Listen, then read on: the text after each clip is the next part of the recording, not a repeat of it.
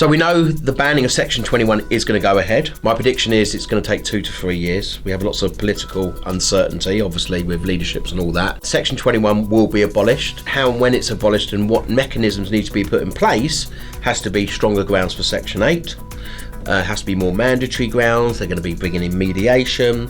There needs to be court investment, which I think they've already undertaken to put some court investment. And there needs to be bailiff reform, and also there needs to make sure that you've got judges that can deal with the uptake of much more Section 8 and hearings, basically. Landlords need to have confidence.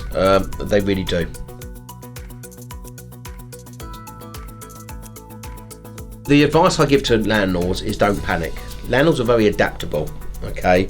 Think about all the legislation that's come in from the Housing Act and the introduction of deposit protection. Don't panic. We need to understand how it works. Actually, 90% of tenancies are ended by tenants, not landlords. Landlords have used Section 21 as a safety blanket.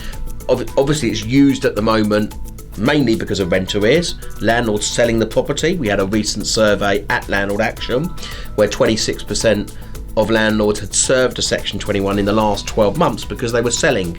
We are seeing a big rise of landlords selling and using Section 21.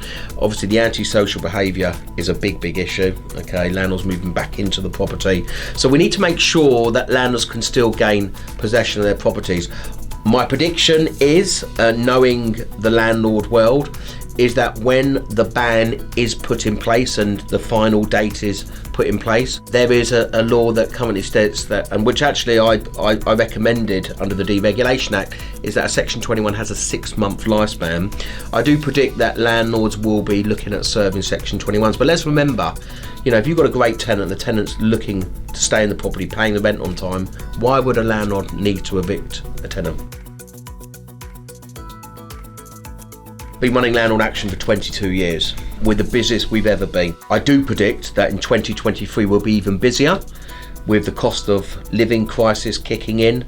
We're seeing landlords' mortgage rates going up. We're seeing costs going up. We're seeing obviously an increase in landlords selling. I think the courts will be busier next year. Everyone's forgot we had COVID. So we've got post-COVID of rent arrears. We're seeing a lot of bigger corporate organisations now reaching out to us for our debt recovery department. We have a separate debt recovery department, and that's getting busier. So we're forever recruiting new staff.